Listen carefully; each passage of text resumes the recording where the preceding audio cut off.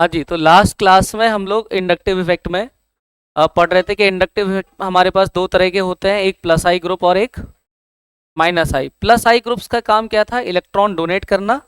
Minus आई का काम क्या था? इलेक्ट्रॉन को विड्रॉ करना। अच्छा, प्लस आई और माइनस आई की आप लोगों ने एक ट्रिक भी याद रखी थी। प्लस आई के लिए था no carboxylate 3 to 1 CT3 CD3, और माइनस आई के लिए क्या ट्रिक थी? ना फरहान, ना ऋतिक, ना हीरालाल, ना Om Puri, cyanide acid, father collector, बेटा इंस्पेक्टर, एस्टर और दारू, एल्काइनामाइन, बेंजीन। और मैंने आप लोगों को लास्ट क्लास में कुछ इलेक्ट्रोनेगेटिविटी को लेकर के पॉइंट्स बताए थे, जैसे कि वन जंप रूल क्या होता है, या फिर मैंने बताया था कि बॉन्ड एंगल चेंज होने से परसेंटेज एस कैरेक्टर पे क्या चेंज आएगा, जिसकी वजह से इलेक्ट्रोनेगेटिविटी चेंज हो जाएगी। ये हम लोगों ने लास्ट क्लास में सीखा था। आज की क्लास में सबसे पहले तो हम लोग छोटे से दो पॉइंट समझेंगे कि भाई प्लस आई और माइनस आई के लिए एक रूल होता है। देखिए, फॉर प्लस आई के लिए बेटा एक रूल हम लोग अप्लाई करेंगे, दैट इज डीबीएन रूल। ध्यान से समझना, डीबीएन रूल किस तरह से अप्लाई करना है। देखिए, डीबीएन रूल, यहां पर डीबीएन का फुल फॉर्म है distance, branch and number, and this rule is applicable only for alkyl groups. अगर मुझे different kind of alkyl groups का प्लस आई चेक करना है, generally alkyl groups show plus I effect, और अगर मेरे पास अलग अलग तरह के एल्काइल ग्रुप्स होंगे तब मैं कैसे बता पाऊंगा कि भाई कौन सा एल्काइल ग्रुप का प्लस आई इफेक्ट सबसे ज्यादा है। तो ये रूल कहता है कि अगर हमारे पास कोई एल्काइल ग्रुप्स हैं और उसमें डिस्टेंस ऑफ ब्रांच और नंबर ऑफ ब्रांच या फिर नंबर ऑफ कार्बन के अकॉर्डिंग हम लोग डिसाइड करेंगे कि भाई किसका प्लस आई ज्यादा होगा। बात ध्यान से समझना। देखो बेटा, यहां पर D4 है डिस्टेंस ऑफ ब्रांच, कि ब्रांच की डिस्टेंस कहां पर है, डिस्टेंस ऑफ ब्रांच। यहां पर इस B का मतलब है नंबर ऑफ ब्रांच, ये B कहना चाह रहा है नंबर ऑफ ब्रांच। और जो लास्ट वाला हमारे पास लिखा हुआ है N, इसका मीनिंग है नंबर ऑफ कार्बन से। समझिएगा कि एल्काइल ग्रुप्स का प्लस आई किस तरीके से चेक करेंगे। जैसे आपके सामने कुछ एग्जांपल्स देखिए, हमसे पूछ रहा है कि option number A, option number B, C और डी में सबसे ज्यादा प्लस आई किसका होगा। जैसे यहां पर एक चेन ये है, नंबर ऑफ हाइड्रोजन मैं यहां पर नहीं लिख रहा हूं, आप समझ जाएंगे कहां पर कितने हाइड्रोजन रहे होंगे। ठीक है भाई, यहां। और बेटा हमारे पास एक और ऑप्शन है नंबर सी, जिसमें इस तरह से यहां पे कार्बन लिखा हुआ है। और बेटा ऑप्शन नंबर डी। अब सवाल ये उठता है कि इन चार में सबसे ज्यादा हमारे पास सबसे ज्यादा प्लस आई कौन शो करेगा। क्वेश्चन ये है, क्वेश्चन समझ में आ गया। क्वेश्चन में पूछ रहा है कि बताइए इन चारों में प्लस आई का ऑर्डर क्या होगा, मतलब सबसे पहले इलेक्ट्रॉन कौन पहले रिलीज करेगा, ए, बी, सी या डी। बात क्लियर। तो बेटा इसके लिए हमारा कॉन्सेप्ट क्या कहता है, इसके लिए कॉन्सेप्ट कहता है कि अगर एल्काइल ग्रुप्स हैं, different kind of alkyl groups हैं, तो उस केस में सबसे पहले हमें देखना पड़ेगा distance of branch, then the number of branch, then the number of carbon. जैसे अगर हम बात करें यहां पर ब्रांच किस नंबर पे बेटा, 1 नंबर पे। यहां पर ब्रांच बेटा किस नंबर पे है, सेकेंड नंबर पर। इसमें ब्रांच किस नंबर पे, 1 पर और 2 पर। इसमें बेटा ब्रांचेस कहां कहां पर है, दूसरे नंबर पर, तीसरे नंबर पर और 5वें नंबर पे। बात क्लियर। अरे बोलो। अब मैं आपसे पूछूं कि यहां पर आप लोगों को डिस्टेंस ऑफ ब्रांच नियरेस्ट किस में दिखाई दे रहा है, नियरेस्ट तो ए में, और किस में दिखाई दे रहा है बेटा, सी में। अरे बोलो, मतलब ए और सी का प्लस आई कंपैरेटिवली ज्यादा होगा किससे, बी से और डी से। ये पहला पॉइंट किसके बेसिस पे बनाया गया, ये बनाया गया डिस्टेंस ऑफ ब्रांच के बेसिस पर। क्या आपको समझ में आया? अरे बोलो क्लास, क्या आपको ये बात समझ में आ गई कि डिस्टेंस ऑफ ब्रांच के अकॉर्डिंग हम लोगों ने देखा कि ए और सी में पहले नंबर पर ब्रांच लगी हुई थी, इसलिए बेटा हम लोग बोलेंगे कि ए और सी का जो हमारे पास प्लस आई इफेक्ट होगा वो कंपैरेटिवली बी और डी से ज्यादा होगा। क्लियर है। अब इसके बाद ए और सी की अगर हम बात करें, ध्यान से देखो, ए और सी का कंपैरिजन और बी और डी का कंपैरिजन करेंगे। देखो बेटा, ए में ब्रांच किस नंबर पे, केवल पहले नंबर पे। इसमें ब्रांच कौन से नंबर पे है, पहले पर भी और दूसरे पर भी, मतलब विनर कौन हो गया, सी। समझ में आया? अरे बात क्लियर है। देखो पहले नंबर पे ब्रांच इसमें था, इसमें भी था, इसमें सेकेंड नंबर पे कोई ब्रांच, इसमें दूसरे नंबर पे भी एक ब्रांच है, इसलिए हम कहेंगे कि भाई C is greater plus I, C have greater plus I as compare to A. समझ गए। अब हमें डिसाइड करना है बी और डी में। देखो बेटा, बी की अगर हम बात करें, बी में कौन से नंबर पे है, दूसरे और दूसरे नंबर पे 2 साइड ब्रांच है, जबकि इसमें दूसरे, तीसरे और 5वें पर है। तो बेटा इसमें कौन विनर है? बी विनर है। किससे बेटा? डी से। और फाइनली हमारा प्लस आई का ये ऑर्डर हो गया। क्या आपको समझ में आया किस तरीके से किया? सबसे पहले क्या देखना है? Distance of branch. अगर डिस्टेंस ऑफ ब्रांच से डिसाइड नहीं हो पा रहा है तो फिर हम लोग देखेंगे नंबर ऑफ ब्रांचेस किस में जाता है, और अगर नंबर ऑफ ब्रांचेस इक्वल मिलती है तो नंबर ऑफ कार्बन चेक करेंगे, जिसमें नंबर ऑफ कार्बन ज्यादा होंगे वही हमारे पास ज्यादा प्लस आई देगा। बात समझे? इसी वजह से आप लोगों ने लास्ट क्लास में जो पढ़ा था वो नो कार्बोक्सिलेट 321 CT3 CD3 वाला रूल, तो बेटा वहां पर आपने नोटिस किया होगा कि यहाँ पे कितनी ब्रांचेस है बेटा? 3, जबकि बेटा इसमें कितनी ब्रांचेस है? देखो 2, और इसमें कितनी ब्रांच है? 1, और इसमें कोई ब्रांच नहीं है तो प्लस आई का ये ऑर्डर बनेगा। क्या आपको कॉन्सेप्ट समझ में आ गया? तो एल्काइल ग्रुप्स के लिए जो रूल होता है वो कौन सा रूल होता है? DBN rule. और डीबीएन रूल क्या कहता है कि सबसे पहले डिस्टेंस ऑफ ब्रांच चेक करो, फिर नंबर ऑफ ब्रांचेस चेक करो, देन लास्ट में क्या चेक करो? Number of carbon. बात क्लियर? क्या आप लोगों को डीबीएन रूल क्लियर हो गया? इसी तरह का कोई कंफ्यूजन? दूसरे कॉन्सेप्ट की अगर हम बात करें, रूल नंबर 2। रूल नंबर 2 है बेटा हमारे पास डीएनपी रूल। डीएनपी जो रूल है बेटा ये एप्लीकेबल है माइनस आई के लिए। ध्यान से समझना, डीएनपी रूल चलता है माइनस आई के लिए। अब माइनस आई ग्रुप्स पर अगर ये एप्लीकेबल है डीएनपी रूल, तो बेटा पहले तो समझेंगे कि डीएनपी का मीनिंग क्या है। डीएनपी का जो रूल है ये कहता है कि सबसे पहले हमें चेक करना पड़ेगा डिस्टेंस ऑफ द ग्रुप, जो भी बेटा ग्रुप्स प्रेजेंट है। उसके बाद बेटा हम लोग देखेंगे number of groups, number of group, और उसके बाद लास्ट में हम लोग देखेंगे पावर ऑफ ग्रुप। पावर का आपने एक ऑर्डर पढ़ा हुआ है ना, फरहान ना ऋतिक वाला, याद है ना? तो यहां से डिस्टेंस ऑफ ग्रुप चेक करेंगे और क्या चेक करेंगे? नंबर ऑफ ग्रुप चेक करेंगे और पावर ऑफ ग्रुप चेक करेंगे। देखो मैं आपको समझाता हूं कैसे। देखिए जैसे आपके सामने ये एग्जांपल में मैंने एक कार्बोकैटायन लिखा कुछ इस तरह से, ठीक है भाई, ये कुछ इस तरह से एक कार्बोकैटायन था, ठीक है। और इसी जैसे मैंने कुछ और एग्जांपल ले लिए। चलिए देखिए, अब बात समझिएगा इन एग्जांपल्स में, ही नहीं रहने देते।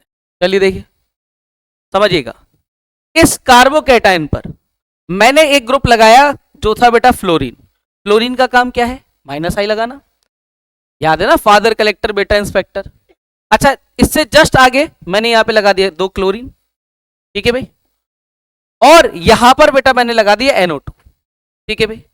अब सवाल यह है कि यहां पर देखने के लिए जो कार्बोकैटायन मुझे नजर आ रहा है, इस कार्बोकैटायन पर 3 माइनस आई लग रहे हैं, एक फ्लोरीन की वजह से, एक क्लोरीन की वजह से और एक NO2 की वजह से। इन तीनों में माइनस आई इफेक्ट सबसे ज्यादा कौन अप्लाई कर पाएगा? फ्लोरीन, क्लोरीन और NO2। समझते हैं। देखो फ्लोरीन किस नंबर पे है कार्बोकैटायन से? जस्ट दूसरे नंबर पे, ठीक है भाई। ये वाला जो क्लोरीन है वो किस नंबर पे बेटा? तीसरे नंबर पे। और ये वाला भी बेटा हमारे पास किस नंबर पे है? तीसरे नंबर पे। बात क्लियर? समझ में आया? तो अब बेटा हमारे पास माइनस आई ग्रुप अगर डिफरेंट तरीके से दिए हुए हैं, अलग अलग डिस्टेंस पे या अलग अलग नंबर पे और अलग डिस्टेंस के साथ अलग पावर पे, तो हम लोग कैसे डिसाइड करेंगे? क्योंकि हम जानते हैं कि भाई माइनस आई इफेक्ट होता है डिस्टेंस डिपेंडेंट इफेक्ट। बात समझ में आ रही है? तो बेटा यहां पर ये कहा जाता है कि सबसे पहले हम लोग देखेंगे डिस्टेंस ऑफ द ग्रुप। जैसे ये कौन से नंबर पे है? दूसरे पर।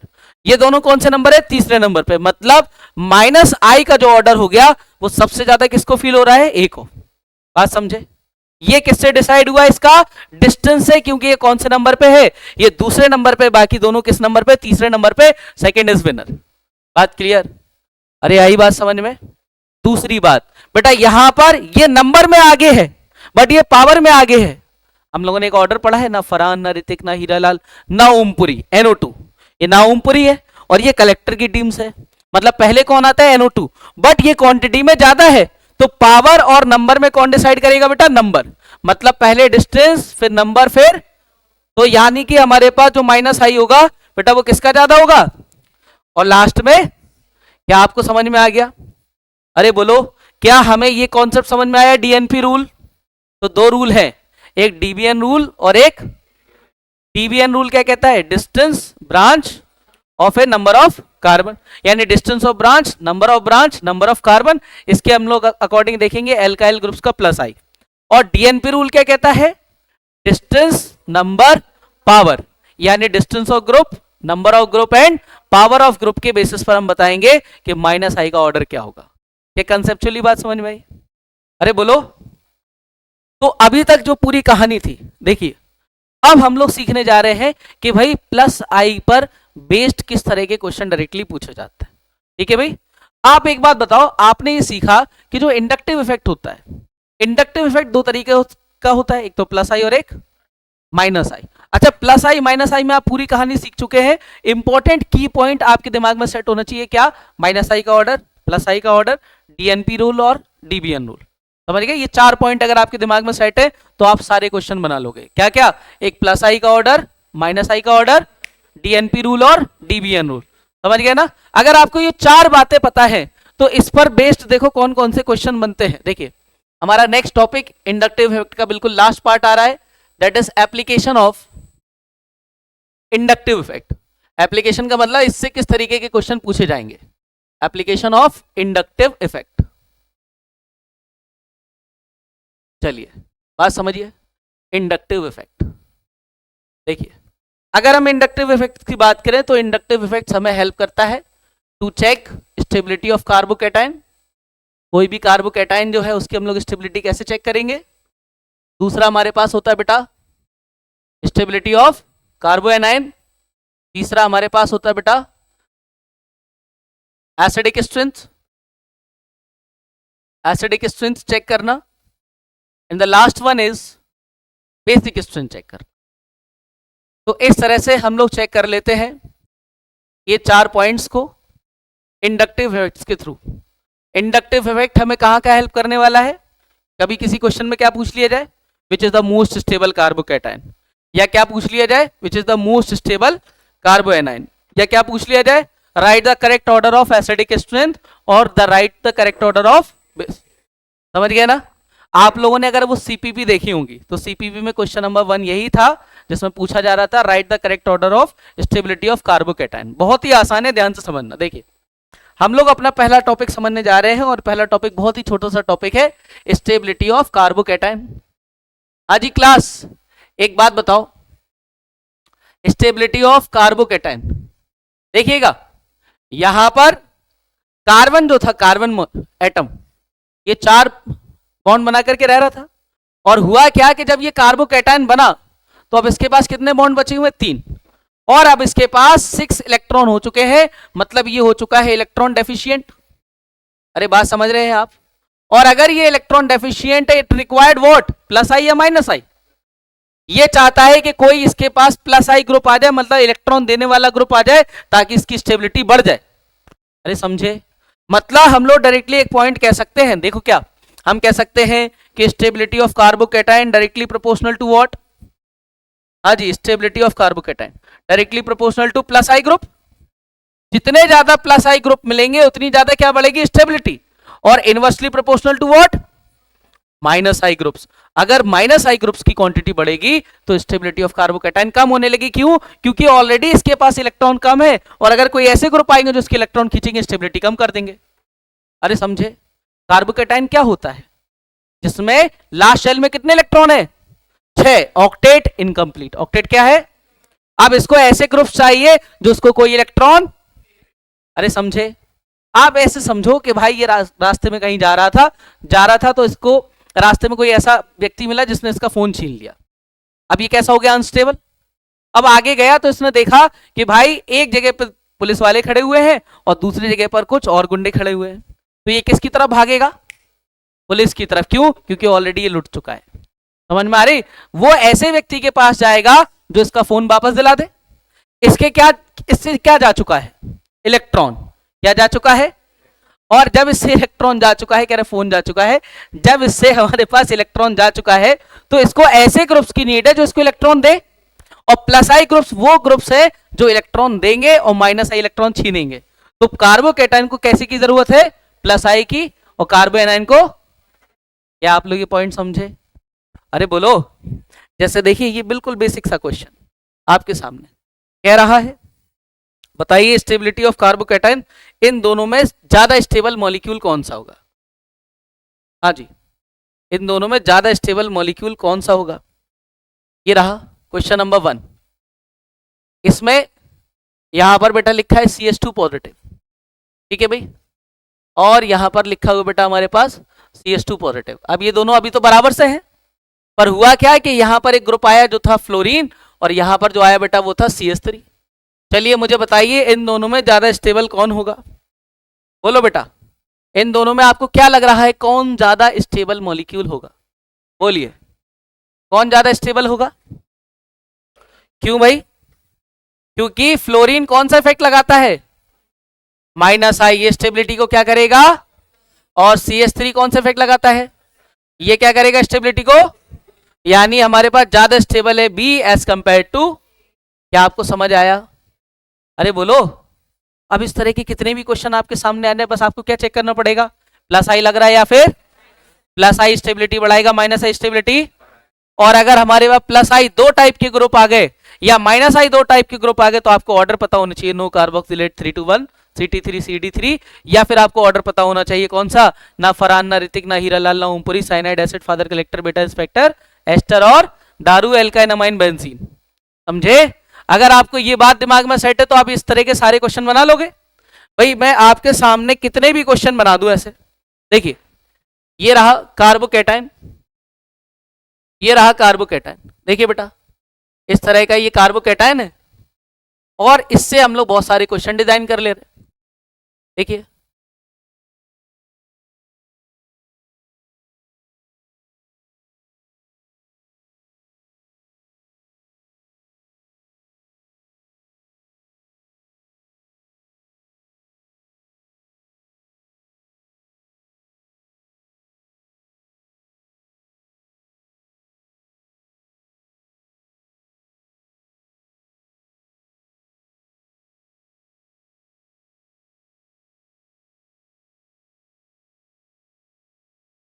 चलिए क्लास, मुझे बताइए क्वेश्चन नंबर 1 में, सॉरी 2 में, ये 3 हो गया, ये 4th हो गया।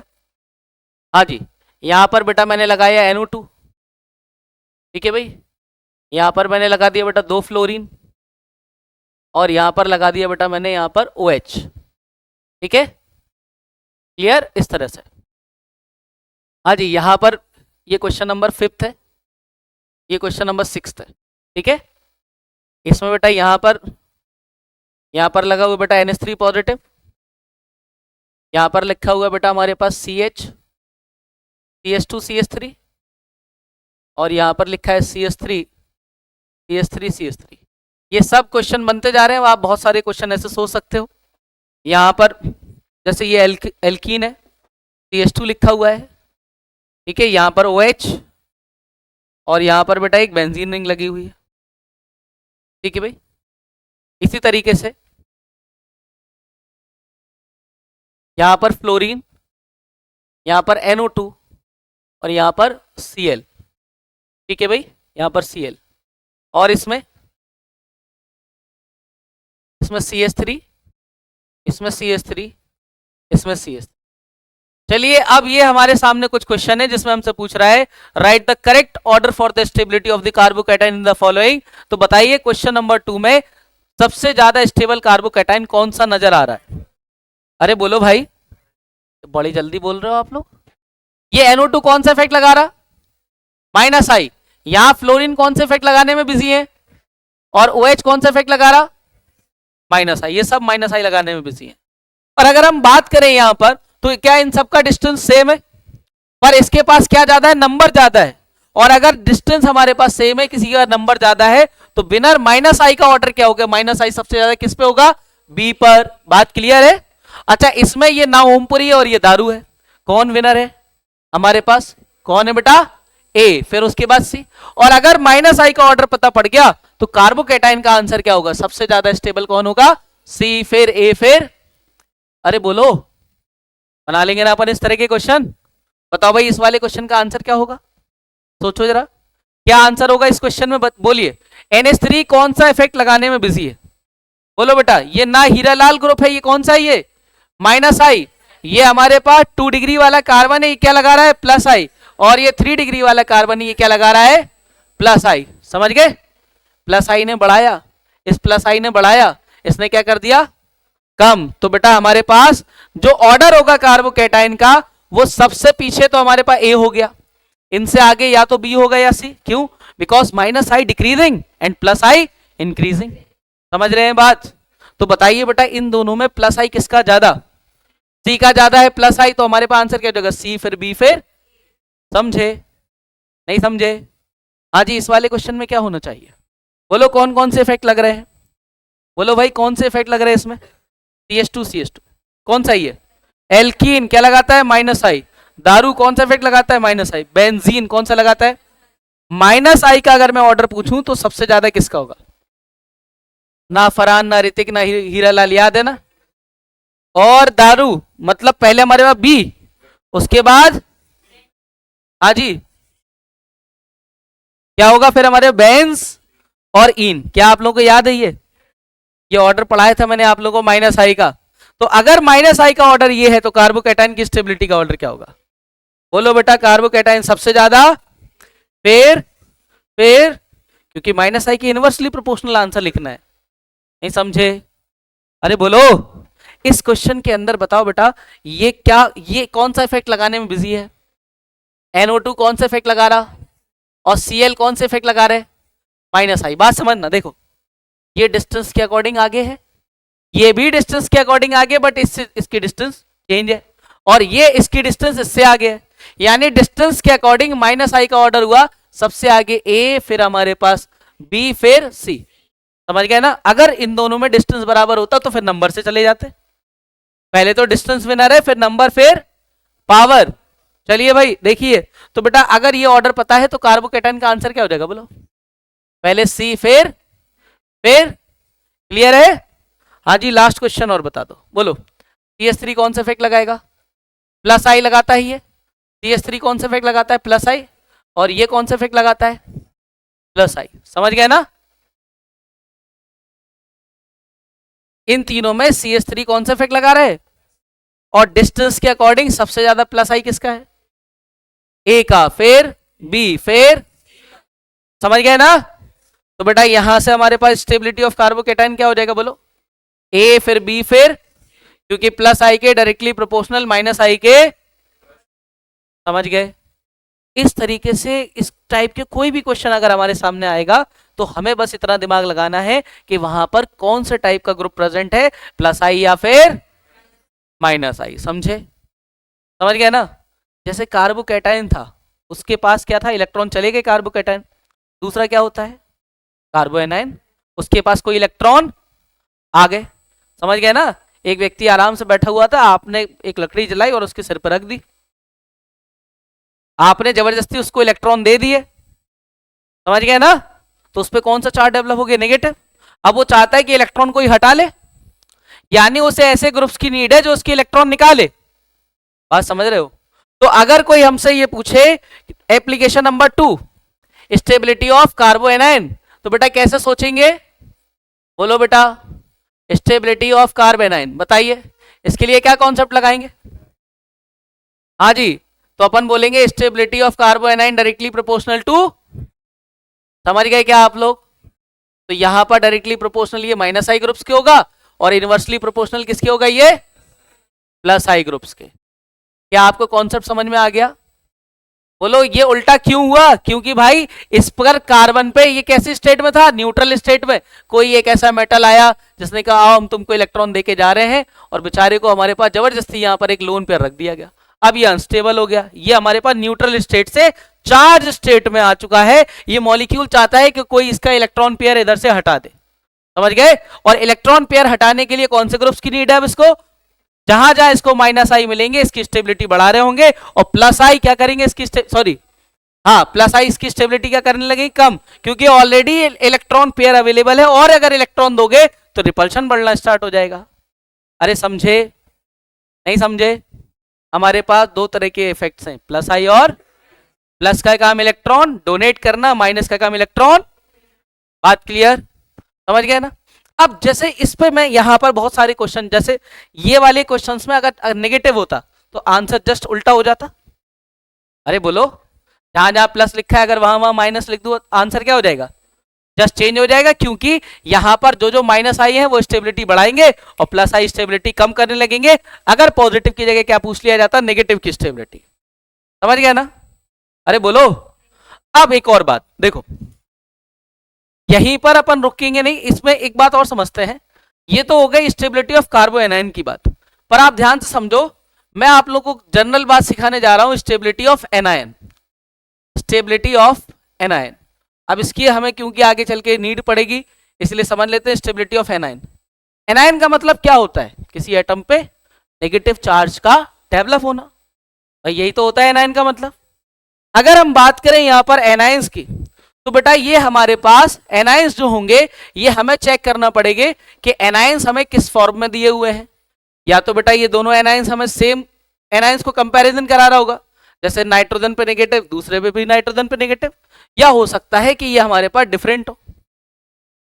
ठीक है भाई, अभी अभी आपने देखा कि अगर stability of carbanion check करना है, तुरंत बच्चों ने बोला माइनस आई ग्रुप के डायरेक्टली प्रोपोर्शनल, प्लस आई के इनवर्सली प्रोपोर्शनल, क्योंकि नेगेटिव कार्बन पे ही था, पहले एटम पे भी और दूसरे एटम पे भी। पर मैं आपसे कह रहा हूं कि अगर एनायंस जो बन रहे हैं वही डिफरेंट हो जाए, एक कार्बन हो और एक नाइट्रोजन हो, एक ऑक्सीजन हो दूसरा फ्लोरीन हो, और उस नेगेटिव की हमसे स्टेबिलिटी पूछे, समझ गए? अरे बोलो। तो उस केस में हमें क्या चेक करना पड़ेगा कि जो दिया हुआ हमारे पास एटम्स है, वो हमारे पास एटम्स किस टीम से हैं। इस टीम का मतलब या तो बेटा वो हमारे पास हो सकते हैं अलोंग पीरियड, या फिर कैसे हो सकते हैं बेटा वो अलोंग ग्रुप, अलोंग पीरियड या फिर अलोंग ग्रुप। बात समझिएगा इस बात को, देखो देखिए, जैसे अलोंग पीरियड में मेरे पास एक एलिमेंट है कार्बन, तो उसके जस्ट बाद कौन आता है? नाइट्रोजन, फिर ऑक्सीजन, फिर फ्लोरीन, ये चार एटम है एक पीरियड में। सेकेंड पीरियड के एलिमेंट है कार्बन, नाइट्रोजन, ऑक्सीजन, और इन सब पे मैंने कहा माइनस डेवलप हुआ। माइनस डेवलप होने का मतलब क्या है कि इसको किसी ने इलेक्ट्रॉन दे दिया, समझ गए ना? कार्बन को किसी ने इलेक्ट्रॉन दिया, नाइट्रोजन को दिया, ऑक्सीजन को दिया, और फ्लोरीन को हमारे पास एटम को इलेक्ट्रॉन जब दिया गया, और इस पे क्या डेवलप हो गया? नेगेटिव डेवलप हो गया। बात समझिएगा, जैसे यहां पर कार्बन नेगेटिव बना, या फिर नाइट्रोजन नेगेटिव बना, या ऑक्सीजन नेगेटिव बना, और फ्लोरीन नेगेटिव बना। अब आप मुझे ये बताओ, इन चारों एटम में सबसे ज्यादा इलेक्ट्रॉन को होल्ड करने की कैपेसिटी किसके पास है? अरे बोलो और सोचो, क्या इनका size, atomic size comparatively same है? अरे अलोंग पीरियड एटम है ना, इसलिए अलोंग ग्रुप में तो सीधे सीधे नई शेल डेवलप हो जाती है ना, तो क्या इनका साइज कंपैरेबल है? अरे आसपास ही है, समझ आ रही बात? मतलब यहां पर एटम का साइज में कोई ज्यादा डिफरेंस, पर इसके पास इलेक्ट्रॉन्स की क्वांटिटी, यहां पर इलेक्ट्रॉन्स की क्वांटिटी क्या होती जा रही है? यहां पर धीरे धीरे चेंज होती जा रही है। मतलब यहां पर अभी कितने इलेक्ट्रॉन्स है? अरे बोलो, कार्बन पे नेगेटिव होने पर कितने इलेक्ट्रॉन्स है? इस पे कितने इलेक्ट्रॉन होते हैं? ये जो हमारे पास ये कार्बन पे, ये जो कार्बन ये स्टेट में कितने होते हैं इस पे? अरे 8 इलेक्ट्रॉन होते हैं ना, 1 2 3 4 5 6 7 8। Negative is also acting as a, समझ गया ना? नेगेटिव, नेगेटिव इस पे आ गया, इस पे नेगेटिव आया, इस पे नेगेटिव आया, इस पे नेगेटिव आया। जब मैं चाहूं तो यहाँ पे CH2 नेगेटिव इस तरह से लिख सकता हूँ, ताकि आप लोगों को बात समझ में कि ये CH3 नेगेटिव है, ये NH2 नेगेटिव है, OH नेगेटिव है, F नेगेटिव है। इसका मतलब इनके पास इलेक्ट्रॉन्स की क्वांटिटी बराबर है, समझ गए? पर क्या इनके पास प्रोटॉन्स की क्वांटिटी बराबर है? नहीं है। क्यों? कार्बन पे प्रोटॉन कितने होते हैं? 6, नाइट्रोजन पे, ऑक्सीजन पे, और फ्लोरीन पे। तो इन सब में सबसे ज्यादा होल्डिंग कैपेसिटी किसके पास? फ्लोरीन के पास जो एनायन बनेगा, ध्यान से समझ लो, फ्लोरीन के पास जो एनायन बनेगा वो सबसे ज्यादा क्या होगा? स्टेबल। समझ गए क्यों? मतलब अगर अलोंग पीरियड की बात आएगी तो हम लोग बोलेंगे जिसका इलेक्ट्रोनेगेटिविटी ज्यादा उसका स्टेबिलिटी ऑफ नेगेटिव ज्यादा। समझ गए क्या? अरे बोलो, स्टेबिलिटी ऑफ एनायन ज्यादा। क्लियर है ये बात समझ में आ गई? ऐसा क्यों? क्योंकि फ्लोरीन जो है ये 9 प्रोटॉन के साथ होल्ड करने की कोशिश कर रहा है 8 इलेक्ट्रॉन को, और ये कितने इलेक्ट्रॉन? ये हमारे पास कितने? ये 8, ये 7 और ये 6। आउटर मोस्ट शेल में पड़े हुए 8 इलेक्ट्रॉन को ये 9 प्रोटॉन खींच रहे, इधर 8 इधर 7, तो सबसे ज्यादा होल्ड कौन कर पा रहा? फ्लोरीन। और फ्लोरीन जितना ज्यादा होल्ड करेगा उतना ज्यादा स्टेबल है एनायन। नहीं समझे? अरे बोलो, मैं आपसे कहूं कि आप लोगों के पास 4 अलग अलग तरह के लोग हैं, एक के पास 10 न्यूटन का फोर्स, एक के पास 15, एक के पास 20, एक के पास 25, तो सबसे ज्यादा होल्ड करने की कैपेसिटी कितने की किसकी होगी? 25 वाले की। यहाँ प्रोटॉन्स की क्वांटिटी कितनी है 9, इनकी प्रोटॉन्स की क्वांटिटी क्या हो रही है डिफरेंट। इस वजह से हम लोग बोलते हैं कि अलोंग पीरियड गो बाय इलेक्ट्रोनेगेटिविटी, जिसकी इलेक्ट्रोनेगेटिविटी ज्यादा उसके पास होल्डिंग कैपेसिटी ज्यादा। समझ गए? अरे बोलो। दूसरी बात अगर हमारे सामने क्या लिख के आ जाए, अलोंग ग्रुप। अब अलोंग ग्रुप की अगर मैं बात करूं, ध्यान देना जरा, अगर हम लोग बात करें अलोंग ग्रुप की, देखिए अलोंग ग्रुप की, तो उस केस में हाँ जी देखिए, अलोंग ग्रुप में जैसे हमारे पास फ्लोरीन है नेगेटिव, Cl नेगेटिव है, Pr नेगेटिव है और आयोडीन नेगेटिव है। अब बताओ यहां पे सबसे ज्यादा स्टेबल एनायन कौन सा हो और क्यों? फ्लोरीन, क्लोरीन, ब्रोमीन और आयोडीन। अब आप एक बात सोचो, मैं अगर आपसे ये कहूं कि भैया एटॉमिक साइज का जो ऑर्डर होगा वो सबसे बड़ा साइज किसका है, उसके बाद फिर उसके बाद इसके बाद, क्या यही ऑर्डर है? अरे बोलो बेटा, along period atomic size increases, तो सबसे ज्यादा साइज किसका है? आयोडीन, फिर ब्रोमीन, फिर क्लोरीन, फिर फ्लोरीन। मतलब एटॉमिक साइज अगर आयोडीन का बहुत बड़ा है तो क्या यहां पर इलेक्ट्रॉन इलेक्ट्रॉन के बीच का रिपल्शन मिनिमम होगा? अरे सोचो, यहां इलेक्ट्रॉन को भागने के लिए जगह अब कितनी मिल रही है? ज्यादा। उसके बाद क्लोरीन पे, ब्रोमीन पे कम, क्लोरीन पे, अब फ्लोरीन बिल्कुल छोटे साइज का एटम है। और अगर छोटे साइज के एटम पे आप नंबर ऑफ इलेक्ट्रॉन्स की क्वांटिटी एक ही जगह लाने की कोशिश करोगे तो वहां क्या बढ़ेगा? रिपल्शन। क्या बढ़ेगा? तो कंपैरेटिवली जो इलेक्ट्रॉन्स को घूमने फिरने के लिए जगह मिल रही है वो सबसे ज्यादा किसमें मिल रही है? आयोडीन में मिल रही है। मतलब इसका यह हुआ कि जो नेगेटिव होगा वो ज्यादा से ज्यादा स्टेबल किस पर रह सकता है? आयोडीन नेगेटिव पर। मतलब यहां पर स्टेबिलिटी का जो आंसर हुआ वो हुआ आयोडीन, फिर ब्रोमीन, फिर क्लोरीन, फिर फ्लोरीन। मतलब अलोंग ग्रुप जो हम लोग चलेंगे वो किससे चलेंगे? साइज से। More size more stability of anion. बात क्लियर? क्या आपको ये समझ में आ गया? अगर डिफरेंट एटम होंगे तो फिर अलोंग पीरियड और अलोंग ग्रुप चेक करना पड़ेगा। अलोंग पीरियड किससे चलेंगे? इलेक्ट्रोनेगेटिविटी से। और अलोंग ग्रुप किससे चलेंगे बेटा? साइज से। समझ गए? बोलो किसी तरह का कोई कंफ्यूजन? समझ में आ रही है बात? क्या कि या तो स्टेबिलिटी ऑफ कार्बोनाइन अगर दे रहा है तो डायरेक्टली माइनस आई और प्लस आई के ये प्रोपोर्शनल और इनवर्सली प्रोपोर्शनल। बट अगर डिफरेंट तरह के एटम्स हैं यू हैव टू चेक कि whether atoms are from along period और अलोंग ग्रुप। क्लियर है? समझ गए? कोई कंफ्यूजन तो नहीं है?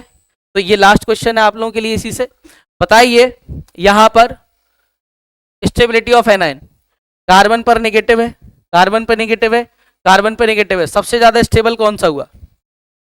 आप कहोगे सर सब कुछ बराबर है। अब सुनो, अरे बस हाँ भाई, ये sp, this is sp2 and this is sp3। चलिए मुझे बताइए इन तीनों में सबसे ज्यादा स्टेबल एनायन कौन सा होगा? बोलो बेटा, सबसे ज्यादा स्टेबल एनायन कौन सा होगा? अरे बोलो, सबसे ज्यादा स्टेबल देन sp2 देन, क्योंकि यहां पे एटम का साइज तो सेम है बट इलेक्ट्रोनेगेटिविटी किसकी ज्यादा है? इसी वजह से जिसकी इलेक्ट्रोनेगेटिविटी ज्यादा उसका स्टेबिलिटी ऑफ एनायन ज्यादा। ये हम लोगों ने इस पॉइंट से निकाल लिया। अरे समझ गए? ये तब जब हमारे पास डिफरेंट तरह के एटम्स हैं, और अगर सेम तरह के एटम है डायरेक्टली प्रोपोर्शनल टू और इनवर्सली प्रोपोर्शनल टू। ये बात दिमाग में सेट कर लो, एक कार्बोकैटायन और एक कार्बोएनायन। बात क्लियर हुई? कोई कंफ्यूजन तो नहीं हो रहा? इंडक्टिव इफेक्ट में हमारे पास कितने तरह के ग्रुप हैं? प्लस आई और प्लस आई का काम क्या है? इलेक्ट्रॉन को देना। माइनस आई का काम इलेक्ट्रॉन को। बात क्लियर है? अरे बोलो। दूसरी बात, आपने सीखा था बॉन्ड कितने तरीके से टूट रहे थे?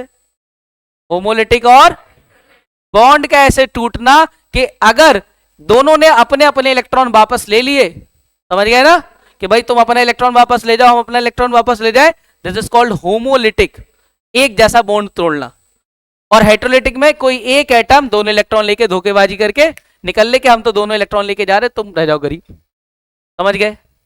अरे बोलो। तो हमारे पास बॉन्ड फिजन दो तरह का था, और बॉन्ड फिजन में मैंने कहा था इलेक्ट्रोनेगेटिविटी का कोई रोल नहीं है, ये डिपेंड करता है अमाउंट ऑफ एनर्जी कितनी दी जा रही है। अगर जरूरत से ज्यादा दे दोगे तो फिर वहां पॉसिबिलिटी होती है कि आयोनाइजेशन स्टार्ट हो जाए और इलेक्ट्रॉन एफिनिटी के प्रोसेस से हमारे पास इलेक्ट्रॉन गेन हो जाए। समझे?